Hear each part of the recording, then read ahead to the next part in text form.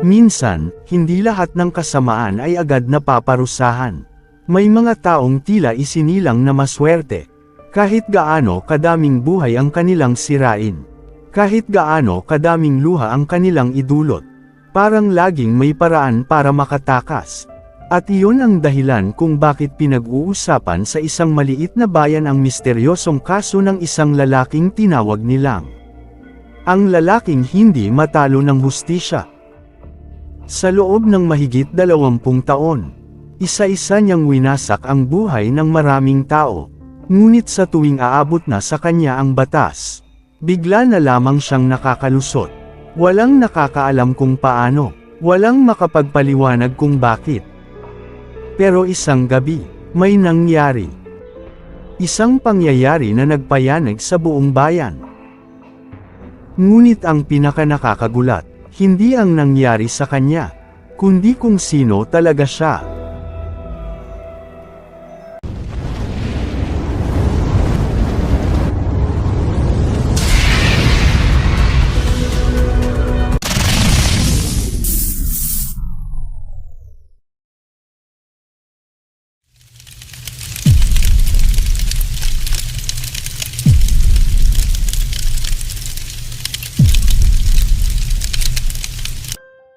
Si Damian Vergara ang pinakamayamang tao sa bayan. May malalaking negosyo, maraming koneksyon, at halos lahat ng opisyal ay kilala siya. Kapag may problema siya, may taong handang ayusin iyon. Kapag may reklamo laban sa kanya, bigla itong nawawala. At kapag may kalaban siya, maya-maya lang ay tiklop na. Maraming natatakot kay Damian, hindi dahil marahas siya, kundi dahil parang imposible siyang talunin. Sa paningin ng publiko, mabait siya, mapagbigay, laging nagbibigay ng donasyon, ngunit sa likod ng lahat ng iyon, may ibang mukha si Damian. Mukhang hindi nakikita ng karamihan. Unti-unting may mga taong lumalapit sa himpilan ng pulisya. May magsasakang nawalan ng lupa, may tindera na nalugi, may pamilyang nawalan ng tahanan. Lahat sila ay may isang pangalan na binabanggit. Damian Vergara, ngunit walang kaso ang tumatagal. Laging may nawawalang ebidensya, laging may saksi na umatras, laging may dokumentong naglalaho, at sa bawat pagkatalo ng mga biktima, lalong yumayaman si Damian, lalong lumalakas, lalong nagiging untouchable. Isang araw, may isang batang abogado ang dumating sa bayan. Ang pangalan niya ay Isabel. Tahimik, simple, at walang sino man ang nakakaalam kung bakit tila espesyal ang interes niya kay Damian. Habang ang iba ay sumusuko, mas lalo siyang nagiging determinado. Araw-araw siyang nagsasaliksik, naghahanap ng mga lumang record, lumang larawan, lumang dokumento. At may isang bagay siyang napansin. May koneksyon ang lahat ng naging biktima. Ngunit hindi niya agad maintindihan kung ano iyon. Parang may nawawalang piraso ng puzzle. At iyon ang pirasong kailangan niya para mapabagsak si Damian. Isang umaga, nakatanggap si Damian ng sulat. Walang pangalan, walang address. 3 salita lamang. Darating na siya. Hindi niya ito pinansin, ngunit kinabukasan, may isa na namang sulat. Malapit na ang hustisya. Nagsimula siyang kabahan. Sa unang pagkakataon sa loob ng maraming taon, may takot siyang naramdaman. At habang lumilipas ang mga araw, mas marami pang sulat ang dumarating. Parang may taong alam ang lahat ng sikreto niya. Lahat. Pati ang mga bagay na hindi niya kailanman sinabi kahit kanino. Nagsimulang bumagsak ang negosyo ni Damian. Sunod-sunod ang pagkakamali, mga kontratang nakansela, mga kasosyong umalis, mga lihim na lumalabas, at kahit anong gawin niya, parang may puwersang humihila pababa sa kanya. Nagsimula siyang mawalan ng tulog, naging paranoid. Pakiramdam niya may nagmamasid, may sumusunod, may naghihintay. At bawat araw, palapit ng palapit ang isang bagay na hindi niya maintindihan. Dumating ang gabing iyon. Mag-isa si Damian sa kanyang mansyon. Malakas ang ulan, malakas ang hangin. Biglang nawalan ng kuryente. At sa gitna ng dilim, may narinig siyang katok. 1, 2, 3. Pagbukas niya ng pinto, walang tao. Ngunit may isang kahon. Sa loob nito ay isang lumang litrato. At nang makita niya iyon, namutla siya. Parang nakakita ng multo, parang bumalik ang nakaraan. Doon nagsimula ang kanyang pagbagsak. Kinabukasan, natagpuan si Damian na tulala. Hindi makapagsalita, hindi makatingin, at paulit-ulit lamang na binabanggit ang isang pangalan. Patawarin mo ako. Dito lamang nalaman ng lahat ang nakaraan. 20 taon na ang nakaraan. May isang batang lalaki na nawalan ng buong pamilya. Ang dahilan, isang sakam na negosyante. Isang taong ginamit ang kapangyarihan para agawin ang kanilang kabuhayan. Ang lalaking iyon ay si Damian. Ngunit may mas malaking sekreto. Ang batang lalaking iyon ay hindi namatay. Nabuhay siya, lumaki, nag-aral, at nangako na balang araw, hindi siya maghihiganti. Maghahanap siya ng hustisya. Ang batang iyon ay si Isabel. Oo, ang babaeng abogado. Hindi siya anak ng pamilya. Siya mismo ang batang nawalan ng lahat. Pinalaki siya sa ibang lugar matapos ang trahedya, at itinago ang kanyang tunay na pagkakakilanlan sa loob ng maraming taon. Kaya pala alam niya ang lahat. Kaya pala hindi siya sumusuko. Kaya pala tila personal ang laban. Ngunit hindi pa doon nagtapos ang sorpresa. Ang mga sulat, hindi galing kay Isabel. Ang mga ito ay ipinadala ng dating accountant ni Damian. Isang taong matagal ng kinonsensya. Siya ang lihim na nag-ipon ng lahat ng ebidensya sa loob ng 20 taon. At noong gabing dumating ang kahon, nasa loob nito ang mga dokumentong matagal nang itinago. Mga record, mga larawan, mga pirma, mga patunay, lahat ng kasalanang ginawa ni Damian. Lahat ng taong kanyang sinira. Lahat ng katotohanang kanyang tinakasan. At sa wakas, hindi na siya nakalusot.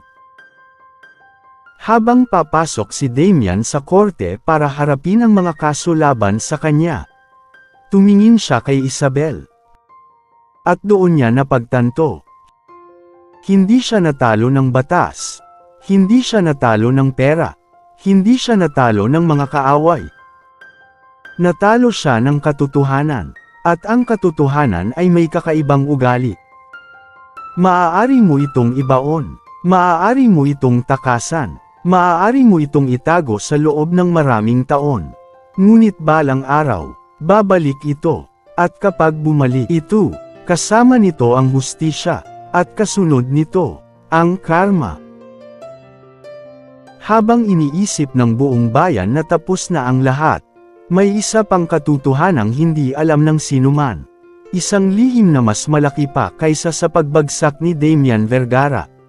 Sa loob ng maraming buwan, pinag-uusapan ng mga tao ang matapang na abogadong si Isabel. Marami ang humanga, marami ang nagtiwala. Marami ang naniwalang siya ang babaeng lumaban para sa hustisya. Ngunit walang nakakaalam. Nawala talagang Isabel. Sa araw ng paghatol kay Damian, isang maliit na pagpupulong ang isinagawa sa lumang munisipyo. Doon ay ipinatawag ang mga dating biktima, mga mamamahayag, at ilang opisyal ng bayan. Lahat sila ay naghihintay kay Isabel. Ngunit nang bumukas ang pinto, hindi si Isabel ang pumasok. Isang lalaki ang lumakad papasok. Tahimik ang buong silid. Nagkatinginan ang lahat. Wala silang maintindihan. Pagkatapos ay ngumiti ang lalaki. At sinabi niya, "Ako si Gabriel Reyes." Parang tumigil ang oras. Si Gabriel Reyes, ang totoong pangalan ng taong nakilala nila bilang Isabel. 20 taon matapos masira ang buhay ng kanyang pamilya, nag-aral si Gabriel ng batas. Ngunit alam niyang hindi niya mapapalapit ang sarili kay Damian kung gagamitin niya ang tunay niyang pagkatao. Kilala ni Damian ang apelyido ng kanyang pamilya. Kilala nito ang mga taong naapektuhan noon. Kaya gumawa siya ng plano. Gumamit siya ng ibang pangalan, ibang pagkakakilanlan. At sa panahon ng online meetings, dokumento, at limitadong personal na interaksyon, naging posible ang lahat. Madalas na email lamang ang komunikasyon, telepono, mga sulat, at mga dokumentong ipinapadala sa mga kinatawan. Kapag may personal na pagpupulong, laging maikli. Laging may dahilan para umalis agad. Laging kontrolado ang sitwasyon. Ang ilan ay nag-akalang babae siya dahil sa pangalang Isabel. Ang iba naman ay dahil sa mga litrato sa mga dokumentong ginamit bilang bahagi ng kanyang bagong identidad. Walang nagtanong, walang nagduda, dahil nakatuon ang lahat sa laban kay Damian. Hindi sa pagkatao ng abogado. Ngunit may isa pang taong mahalaga sa plano. Si Arturo Mendoza, ang dating accountant ni Damian. Sa loob ng halos 15 taon, si Arturo ang naghawak ng maraming record ng negosyo. Siya ang nakakita sa lahat. Ang mga dokumentong binago, ang mga lupang inagaw, ang mga taong niloko. Lahat. Ngunit natakot siya. Matagal siyang nanahimik. Hanggang isang gabi, may natanggap siyang liham. Isang simpleng mensahe. "Alam kong hindi ka masamang tao." Walang pirma, walang pangalan. Ngunit iyon ang unang liham mula kay Gabriel. Sa una ay hindi nagtiwala si Arturo. Ngunit habang tumatagal, napagtanto niyang may taong alam ang kanyang konsensya. May taong alam na matagal na siyang gustong magsalita. Sa loob ng 2 taon, palihim silang nagpalitan ng impormasyon. Hindi sila agad nagkita, hindi sila agad nag-usap ng personal. Laging maingat, laging lihim, hanggang sa unti-unti nilang mabuo ang buong larawan. At doon nila naisip ang plano. Hindi paghihiganti, kundi paglalantad. Alam nilang hindi sapat ang isang kaso. Hindi sapat ang isang dokumento. Kailangan nilang sirain ang pundasyon ng kasinungalingan ni Damian. Kaya isa-isa nilang inilabas ang katotohanan. Hindi sabay-sabay, hindi padalos-dalos, kundi parang mga piraso ng domino. Kapag bumagsak ang isa, susunod ang iba. At nangyari nga. Nawala ang tiwala ng mga kasosyo. Lumabas ang mga lumang record. Nagsimulang magsalita ang mga dating biktima.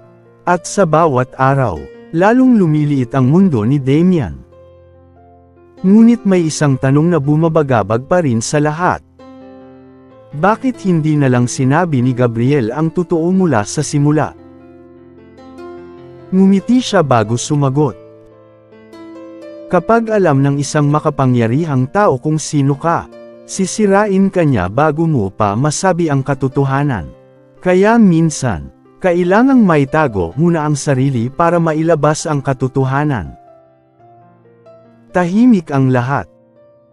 Doon nila naunawaan.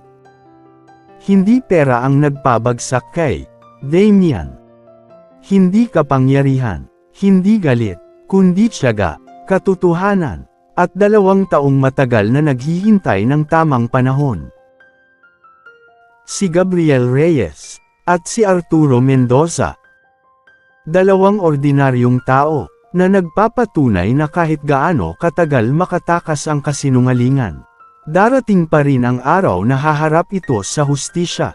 At kapag dumating ang araw na iyon, Wala nang lugar para magtago.